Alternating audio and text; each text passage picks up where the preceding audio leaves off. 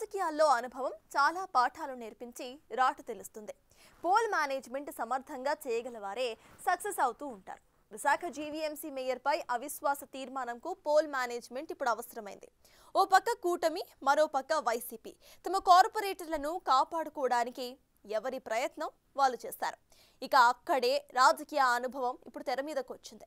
Botsa Satyanarayana Visakha mayor అవిశ్వాస తీర్మానం విషయంలో చక్రం తిప్పారు. కూటమి నాయకులకు తన అనుభవంతో కంటి మీద కునుకు లేకుండా చేస్తున్నారు. తమ పార్టీ కార్పొరేటర్స్ ను అధికార పార్టీ కంటికి కనిపించకుండా రింగు తిప్పి రింగ్ మాస్టర్ అనిపించుకున్నారు ఆయన. అసలింతకీ అవిశ్వాస తీర్మానం సందర్భంగా ఏం జరుగుతోంది? నిన్న మొన్నటి వరకు విశాఖ రాజకీయాలతో ఎలాంటి సంబంధం లేని వ్యక్తి, మాజీ మంత్రి, ప్రస్తుత శాసనమండలిలో ప్రతిపక్ష నేత బొత్స సత్యనారాయణ 2024 ఆగస్టు 16న విశాఖ జిల్లా స్థానిక సంస్థల ఎమ్మెల్సీ అభ్యర్థిగా ఎన్నికై నేరుగా విశాఖ జిల్లా రాజకీయాల్లోకి అడుగుపెట్టారు. అప్పటి వరకు విజయనగరం జిల్లా రాజకీయాల్లో సీనియర్ నాయకుడిగా ఉన్న బొత్స సత్యనారాయణ రాజకీయాల్లో తనకంటూ ఓ ఇమేజ్ని క్రియేట్ చేసుకున్నారు. ఉమ్మడి ఆంధ్రప్రదేశ్లో అనేక శాఖలకు మంత్రిగా పనిచేసిన బొత్స సత్యనారాయణ రాష్ట్ర పాలనతో పాటు పీసీసీ అధ్యక్షుడిగా పనిచేసి పార్టీ కార్యకలాపాల్లో కూడా అనుభవం ఉన్న నాయకుడిగా పేరు తెచ్చుకున్నారు. ఎంతలా అంటే రాష్ట్ర విభజనకు ముందు ఒకానొక సమయంలో బొత్స సత్యనారాయణను ఉమ్మడి ఆంధ్రప్రదేశ్ ముఖ్యమంత్రి అభ్యర్థిగా జాతీయ కాంగ్రెస్ పరిగణలోకి తీసుకునేంత. బొత్స సత్యనారాయణ మాట్లాడేటప్పుడు చాలా ఆచితూచి మాట్లాడతారు. అవసరమైన విమర్శలు చేయరు, అనవసరమైన విమర్శలు చేయరు, ఆధారాలు లేకుండా ఎవ్వరిపైనా మాట్లాడరు. ఇదంతా బొత్స గురించి ఇప్పుడెందుకు చెప్పుకుంటున్నామంటే రాజకీయాల్లో డబ్బు, పరపతి మాత్రమే ఉంటే సరిపోదు, అనుభవం కూడా ఉంటేనే ఉనికిని చాటుకోగలం అని చెప్పడానికి బొత్స ఒక నిదర్శనం. బొత్స దగ్గర ఉన్న ఆ రాజకీయ అనుభవమే ఇప్పుడు విశాఖ జీవీఎంసీ మేయర్పై అవిశ్వాసం తీర్మానం పెట్టాలనుకున్న కూటమి ప్లాన్ను చిత్తు చేసింది.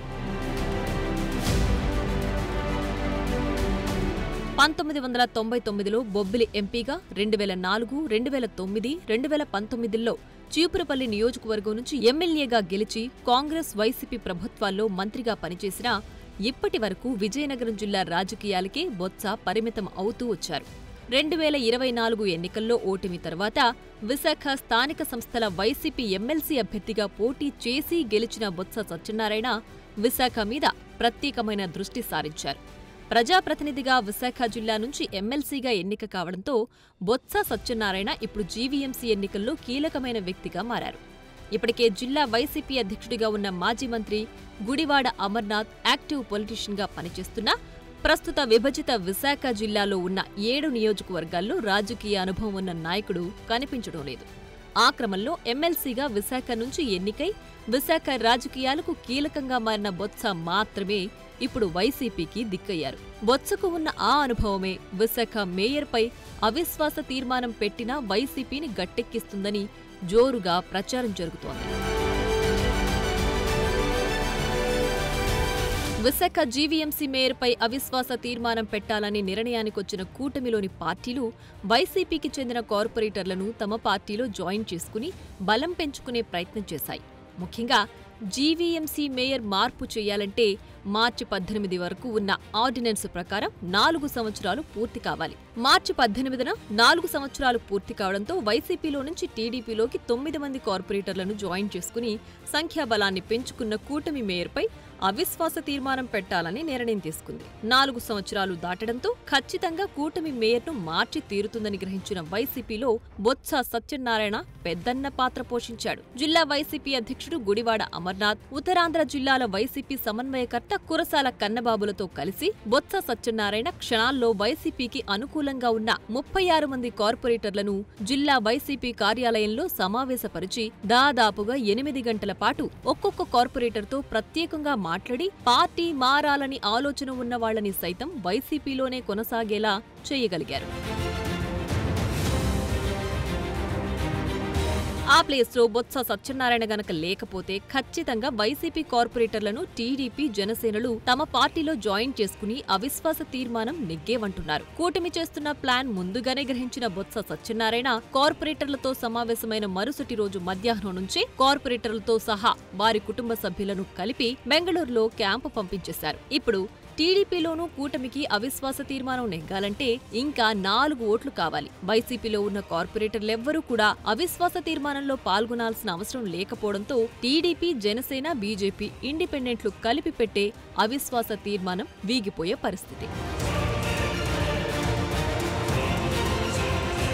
అవిశ్వాస తీర్మానం పెడితే వైసీపీ కార్పొరేటర్లు ఉండాల్సిన అవసరం లేదని ముందే తెలిసిన బొత్స సత్యనారాయణ పక్కా ప్రణాళికతో కార్పొరేటర్లను దాదాపుగా నెల రోజులు విశాఖ రాకుండా క్యాంపు పేరుతో పక్క రాష్ట్రానికి తరలించేశారు. అవిశ్వాస తీర్మానం ఖచ్చితంగా గెలిచి మేయర్ని మారుస్తాం, మేయర్ పీఠాన్ని టీడీపీ చేజిక్కించుకుంటుందని ధీమాగా చెబుతూ వచ్చిన కూటమిలోని నాయకులు వైసీపీ కార్పొరేటర్లెవ్వరూ ఓటింగ్కు రారు అని తెలిసేసరికి నాలుక ఖర్చుకుంటున్నారట. విశాఖ జీవీఎంసీ మేయర్ను మార్చాలని ఆలోచన చేసిన కూటమిలోని నాయకులు బొత్స సత్యనారాయణ అనుభవం ముందు తేలిపోయినట్లు స్పష్టంగా కనిపిస్తోంది.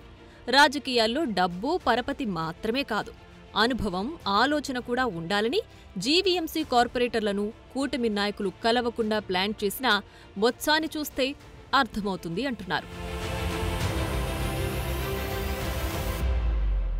బొత్స సత్యనారాయణ కార్పొరేటర్లను క్యాంపుకు పంపించకపోతే ఖచ్చితంగా 10 నుంచి 15 మంది కార్పొరేటర్లు వైసీపీ నుంచి టీడీపీ, జనసేనలో జాయిన్ అయ్యి మేయర్ను మార్చే అవకాశం ఉండేది.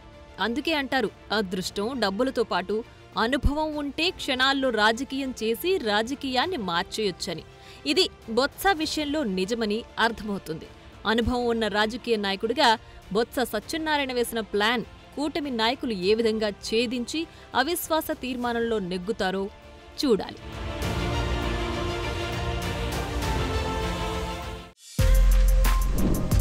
For more videos like this, subscribe Big TV channel.